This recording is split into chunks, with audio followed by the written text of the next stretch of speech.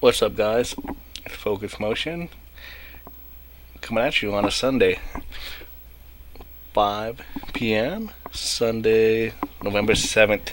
Just finished watching the Raiders win in OT. Pretty sweet. I'm from the Bay Area, so definitely nice to see that. Also, definitely nice to see the Giants win the World Series. Go Giants! And congrats on winning the first World Series as San Francisco Giants. It's been a while, but all cool and really cool for all the Bay Area teams now. Even the Warriors are doing good, so this might be our year. All right, guys. So I think the last MTT video I put up was a high-low, and I ended it by busting out. So I figured, why not redeem myself and record a final table, and in which I won actually, which is neat. I actually won a tournament. I want to say a couple days ago. It was a 1,500 guaranteed, $20 buy-in, or $20 R rather, so a $20 rebuy kind of thing. So yeah, it was cool. Not that many people played though. It was really late at night. I want to say like it started off like at 2 in the morning my time, Pacific Standard Time, or 1 in the morning my time, however. But I figured it was good value. I late registered on it. I just saw that, a small field, potentially good ROI, and yeah, here it is. So without any further ado, let's get on with the show. Uh, so if we look around the table, you'll notice that I'm in third place, and you can definitely see on the little box down there under info. And I have a lot of the big stacks across the way from me, and so which is also kind of cool too. So a lot of shorties are to my left, like the Giphy guy to my left. I have a little note on him. He's pretty much like a calling station, and once I move the stats around, you can definitely see some stats like he's VPIP is 11, and he raises 5 hands out of 45 hands he played, and so really tight. And when he raises, he has something. But you'll notice that he'll also call down pretty wide, and so we take advantage of that. And later on in the table, final table. But yeah, so I'm moving my stats around, trying to get everything cleaned up. And a couple players that kind of stood out right in the beginning, Rob Nobot and T Poker Honest and Poker Boy. They all were pretty aggressive, as their stats kind of indicated. I mean, their VPIP is a little bit high, and their aggression factor is a little high too. Pre-flop raise rather. For example, Rob Nobot, he definitely is just raising every hand, not just calling. It looks like. Also, Pacific 105 was pretty active too. He did a lot of limping, and the funny thing is, when you're in real time playing, and I noticed a lot of different tells, a lot of different patterns. Like for example, Pacific 105 limped a lot, and T Poker Honest would always raise a ton, and Poker Boy would always raise a ton. And so I didn't really exploit it until the end, kind of deal. So I just basically bided my time. Over here, I have queens in the small, and then decided to just flat. I was hoping somebody would squeeze, but no one did. Everybody just kind of came along with it. And on this flop, I kind of have to check fold because it looked pretty coordinated. But when everybody checks to me, I don't think anybody has anything here. I actually was thinking maybe let me pause it real quick. I was actually thinking of check raising Pokeball on the flop if he fires out, because I would expect him to fire out, over 50% of the time, and I was going to pretty much check. I don't know, maybe check shove would be kind of extreme, but it is kind of a wet board, 10-7-8, and I really don't want to just check raise them out where country grammar can call it flat, call it a raise cold, but I don't really see him doing that. But then also I don't want Pokeboy to kind of like you know call. But in hindsight, I don't really think like for example he bets out. Let's say the pot's 9,200. He bets out. Let's say 45, right? And I make it 12, so I have like 10 left behind, or 11 behind, or no, 9 behind, and he calls, and he has like 12 behind. I mean, it's still, I don't know. It would set me up. Would set me up for a shove on the river, but then again, I mean on the turn. But then again, a lot of turn cards kill my action. Like a 9 comes off, that kills it. A 6 comes off, it kills it. A jack comes off, it kills it. So a lot of cards come off, and it killed it. So in hindsight, I was trying to go for the check shove, and I didn't get it.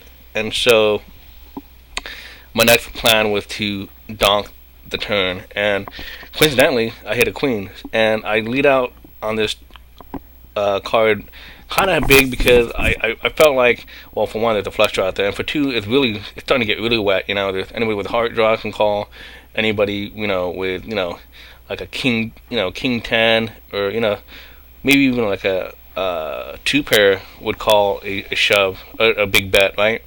So I wanted to charge and get max value as much as possible, and so that was my goal, and so I went ahead and donked out. So let's take a look. I think I'll make it, 8,092. Pretty much I'm just saying I'm committed. So anybody wants to raise, they're pretty much going to shove it. So that's why I did that bet sizing there. Yeah, 1 second, guys. Alright, guys. And so that was that hand. So, it's kind of interesting. I have pocket fives here, and I'm on the button, and I believe Pokeboy opens up, and I didn't really have that much. Well, I mean, I kind of knew he was kind of aggressive, but I didn't have that much, like, I don't know. I think in hindsight, looking at it now, I should be a little bit more aggressive on this button here, especially in this hand situation. Let's play it out real quick. I believe it folds over to Pokeboy, I think, or yeah, Pokeboy raises, I think. He makes it 21. Kind of like 2.5. And what I think I could have done, let me pause it real quick. What I think I should have done here was make it like, I don't know, like 50, maybe like 53, 75, something like that. Something along those lines, because I really feel like he's opening up somewhat a lot. And you'll notice throughout the video here, he's actually opening quite a few hands. Even though his stats say otherwise. But yeah, so I felt like that's one of the spots that I missed out on opportunity there to capitalize, and yeah. But anyway, let's continue. So folds to him. He captures the blinds and antes, and it's not a bad play for him to do that anyway too, because Giffy over here is short. So like, in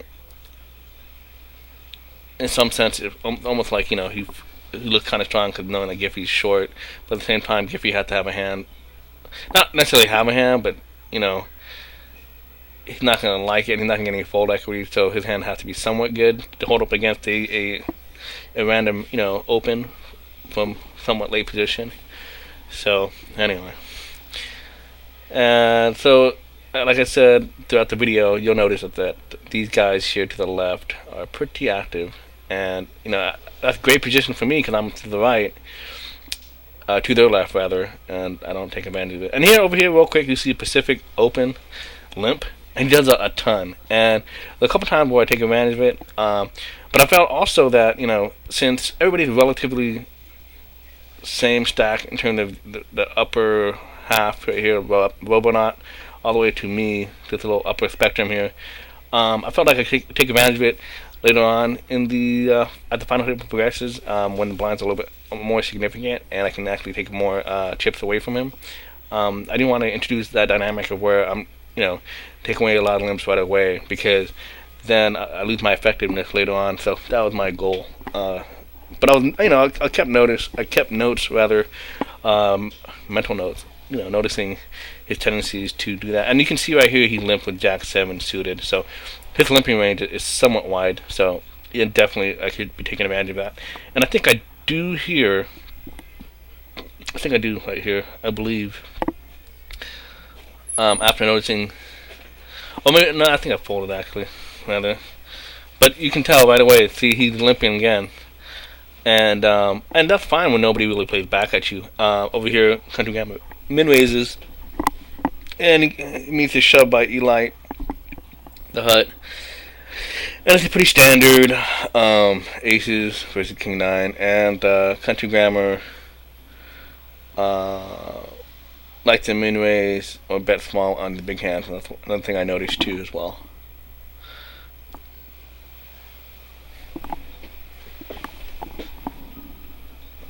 Yeah, so, but this final table is kind of cool.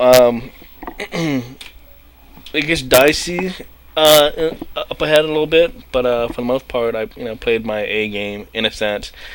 Well, I take it back. I played my B game because I wasn't as aggressive and I wasn't taking advantage of people's leak, so to speak, as much as I wanted to. But I definitely did amp up the aggression. And I did well. At least was consistent with the aggression. You guys will see, but I don't know if you guys think otherwise. Please let me know. I definitely felt like the past trends for my MTT scores, wins and cash, seemed kind of passive, like my style of late. I mean, I do, if blind versus blind, I have to shove. I mean, I'll shove or, squeeze. Sometimes I'll do that, but for the most part, it seemed like I was kind of like letting people bust each other out and then just taking advantage when I could. But that is a profitable strategy. But typically when you're in it to win it, you're trying to accumulate as much chips as you can, while risking less chips as possible. Yeah, I got my good cousin Teddy in the background. We're watching the watching the Warriors game as I'm doing this video here. As a little heads up, Warriors are down by 2 against Detroit with 3 minutes left in the fourth, and I'm fully confident the Warriors will take it out and win it. But anyway, going back to this, over here is a little controversial here. Let me pause this vid right here. Pause this spot.